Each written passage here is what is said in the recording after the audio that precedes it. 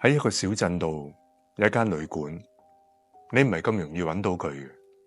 你要喺夜晚，而且係深夜，仲要係好大霧嘅時候，你要喺啲街道度行嚟行去，佢偶爾就會出現。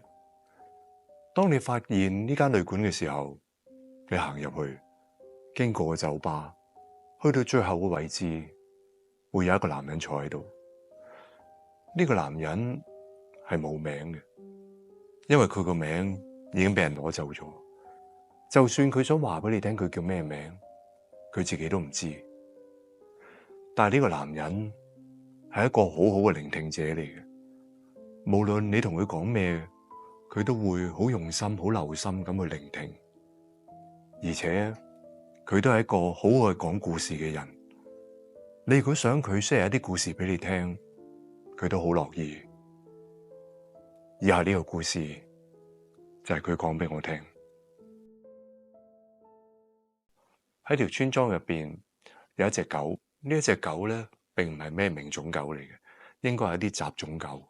因為佢體型比較少啊，所以喺村莊入邊並冇分配一啲工作俾佢做。咁其他狗咧都有各自嘅工作嘅。咁呢一隻狗亦都對自己冇乜目標。咁有一日朝頭早，佢四圍行嚟行去嘅時候，行到上山上邊，佢就見到天空上面有一條龍飛過。嗰條龍咧喺太陽照射底下，身上面嘅鱗金光閃閃，好靚。咁而且呢條龍係識講人話嘅。咁佢一路飛一路講，大家睇下我身上面嘅鱗幾靚幾閃耀幾華麗。咁呢隻狗咧睇見之後咧，哇，覺得好向往。如果我係一條龍就好啦。咁所以咧，佢就立下咗一個目標，要成為一條龍。點樣去成為一條龍咧？係一個大問題嚟噶嘛。咁其實所有大問題都係由細問題逐樣逐樣拆解去解開嘅大問題嘅啫。咁所以咧，佢就將成為條龍嘅問題咧，就拆解為3部分。咁首先第一部分咧就係要有鱗啦，跟住第二部分咧就係要識講嘢啦，第三部分咧就係識飛啦。咁佢第一部分咧就係要有鱗先，咁佢就四圍觀察喺邊度可以有鱗咧。咁佢就睇到喺農場入邊有啲種子係五顏六色嘅，都好似鱗喎。咁佢諗下點樣可以攞到種子咧？咁喺農場入邊有一對夫婦，呢對夫婦有3個仔女。咁啊大仔咧就係負責耕種嘅，咁啊第二個係女嚟嘅，就負責屋企入邊家常嗰啲家務。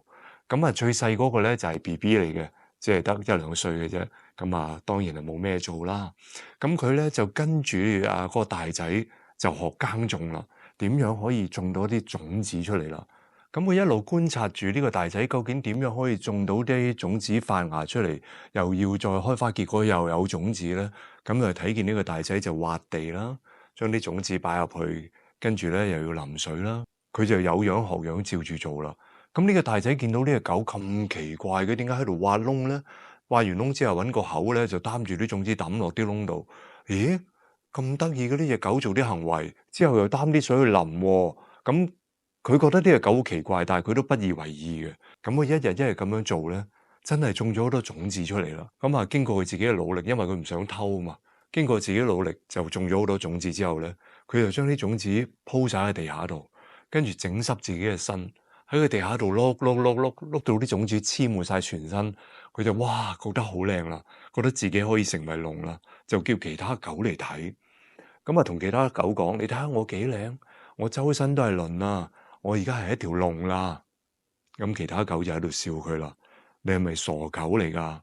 整啲種子嘅身度就話係鱗，你翻去做翻隻狗啦，唔該你。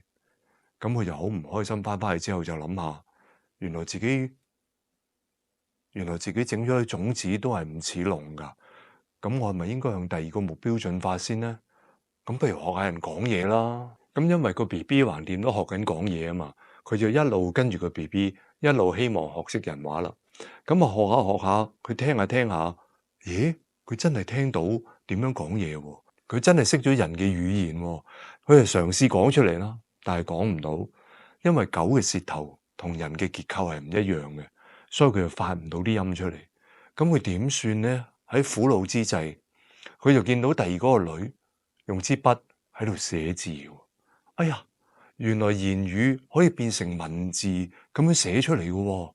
咁佢就一路跟住個二女喺度學寫嘢啦，俾佢學識咗啦。最終咁跟住咧，佢就叫晒其他狗去到沙灘度，咁啊攞一支棍咬住，就寫咗其他狗嗰啲名喺個地下度，就同其他狗講：我變成咗一條龍啦，我識得講嘢啦。你睇下，我寫晒你哋啲名喺地下度。跟住其他狗喺度笑佢啦。你係咪一隻低能狗嚟㗎？點解你咁樣喺度亂畫一通，又話自己識講嘢啊？你點會係龍啊？你翻去做狗啦！咁佢剩翻最後一樣嘢就係諗下，咁不如學下點飛啦。咁佢諗緊點樣飛嘅時候咧，佢經過個谷倉，咁佢見到谷倉入邊咧，嗰啲禾稈草咧一路由地下吊上二樓，點樣吊咧？就係一個滑輪，有一條繩，條繩係綁住嗰啲禾稈草，跟住啲滑輪咧，另外一邊咧就有一個重量，咁慢慢咁樣互相拉嚟拉去咧，就吊起佢嘅。咁佢就心生一計啦，咦？咁我咪飛到咯喎！咁佢咧就諗起啦，就咬斷啲繩，就綁喺自己身上邊，跟住咧就將繩嘅另一端咧就綁喺自己身度，咁啊走上谷倉嘅二樓，咁另一端咧有啲重量喺度，咁佢喺二樓一跳落嚟，咁因為另一端有重量有滑輪咧，佢就慢慢咁樣降落地下啦。哇！佢就好開心啦，自己終於識得飛啦。咁佢就嗌晒其他狗嚟到谷倉度，話俾狗聽：你睇下我飛俾你哋睇。咁啊，又再做一次走上去二樓，咁啊綁好晒，一跳落嚟，佢真係慢慢咁樣落地。點知咧喺佢最開心之際咧，其他狗就大笑佢啦。佢話：你咁樣叫做識得飛咩？你咁樣係叫做跌得慢啲啫喎。你點樣做條龍啊？你真係一隻好蠢嘅狗嚟噶。咁其他狗咧就四散走晒啦。咁佢好唔開心之際咧，佢突然間聽到外邊有 BB 喊聲，咁佢就解開咗條繩，個身上面繼續綁住個網，咁啊走出去睇下咩事啦。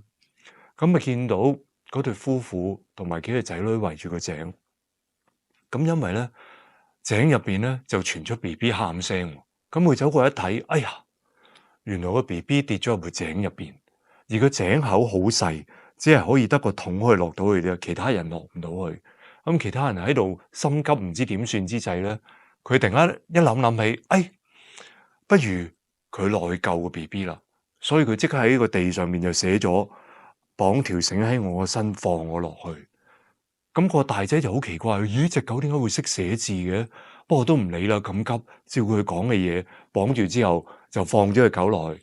咁隻狗落到去之後咧，就咬住個 BB 件衫，就扯住拉翻上嚟，就救翻個 BB。咁一家人就好開心，抱住個 BB 同隻狗翻入屋入邊啦。佢哋就話：哇，隻狗真係好有靈性啊，又識耕種，又識寫字，而家又救翻個 BB 喎，咁就好開心啦。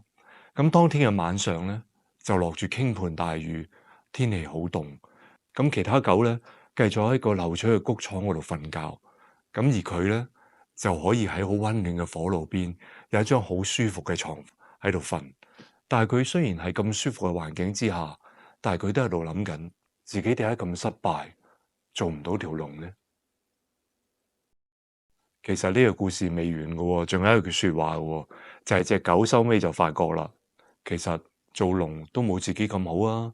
條龍而家可能喺山上邊都係揼住雨咁瞓緊覺，自己喺呢度幾溫暖，而且仲有屋企人嘅愛護添。大家聽完呢個故仔有啲咩啟發呢？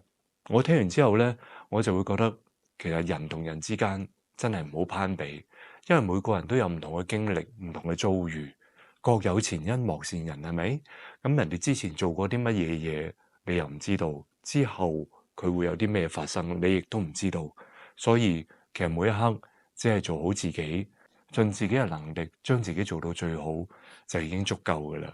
過住自己開心嘅日子，因為攀比永遠都會唔開心。就算你去到唔同嘅位置，你都會同你自己更高嘅位置嘅人攀比，所以永遠都係唔會知足，都係唔開心嘅。所以過好自己每一天，開心快樂就已經足夠。其實呢個故事咧係嚟自一本書嘅。頭先我講呢個故事開頭咧，就係本書入邊嘅兩個角色嘅對話嚟嘅。我只不過係入邊其中一個角色啫，所以呢個故事並唔係我親身經歷啊，我係講個故仔俾大家聽啫。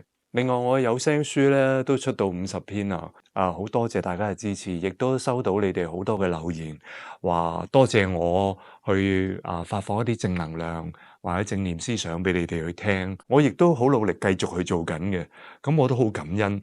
喺一個給予你哋嘅同時，我自己又可以溫故知新，重新再睇一次，再讀一次。因為喺我讀嘅過程咧，係要先理解咗佢，先至用翻廣東話講俾你哋聽。因為佢係一啲簡體啦，同埋一啲文字嘅嘢啊嘛。文字嘅嘢，我覺得用口語化少少嘅嘢講翻俾你聽好啲。咁所以喺呢個消化過程入邊咧，我自己又重新再感受一次，所以我亦都係有得着嘅。因為咧好多時咧，我哋啱啱睇完呢啲嘢，或者聽完呢啲正念嘅嘢，好似哇，成個人放鬆咗啊！我真係對於自己每一件事情嘅諗法，真係有一啲新嘅啟發，知道點去睇每一件事。咁但係咧，久而久之耐咗咧，其實人係好善忘嘅，又未必記得噶啦。當遇到一啲逆境或者困惑嘅時候，又跌翻落一個唔開心嘅情緒入邊。咁所以我都希望大家聽完之後覺得好咧，share 俾多啲唔同嘅朋友，或者自己咧多啲攞翻出嚟聽，咁亦都多啲提醒自己。我亦都睇到一啲讀者留言，佢話揸車又聽做家務又聽或者瞓覺嘅時候都聽，我覺得好噶，未必一定係要全部聽晒，咁但係喺你聽嘅過程入邊，起碼可以令到自己嘅心平靜，亦都吸收到一啲新嘅信息入去。令到更加自己可以思想同埋行為改變，做一個更好嘅人。咁另外我亦都睇到有一個朋友留言，佢話自己25年之前俾人欺凌咗，好多年都放唔低呢個仇恨，問我應該點去處理。咁其實我覺得好正常嘅，因為你係一個人嚟噶嘛。咁人就有七情六欲啦，呢個亦都係人生嘅苦嘅其中之一樣嘢啦。仇恨係咪？咁如果你乜嘢都可以放低晒，你就係一個聖人啦。咁我哋始終係喺呢個社會生活緊，都係人嚟噶嘛，未必可以即時放低到嘅。咁但係唔緊要，你如果有聽我入邊嘅內容，好多都話俾你聽噶啦。你憎恨一個人，其實就係懲罰緊自己啊嘛。咁我哋做人冇必要懲罰自己嘅，咁亦都唔需要話一次過要放低晒所有嘢，真係未必得。咁你咪逐啲逐啲慢慢慢慢將佢丟淡，將佢淡忘，揾一啲幸福感，揾一啲新嘅快樂，去填充翻嗰啲唔開心嘅嘢，將佢慢慢慢慢逐點抹走，逐啲抹走。因為當你成日記住呢個仇恨嘅時候，你一定係自己懲罰緊自己，好唔開心。我哋冇必要咁做，因為過咗去已經成為歷史，由佢過去啦。我哋望緊而家，同埋望緊將來，好嘛？我哋而家過好每一天，希望將來每一日都係幸福快樂嘅。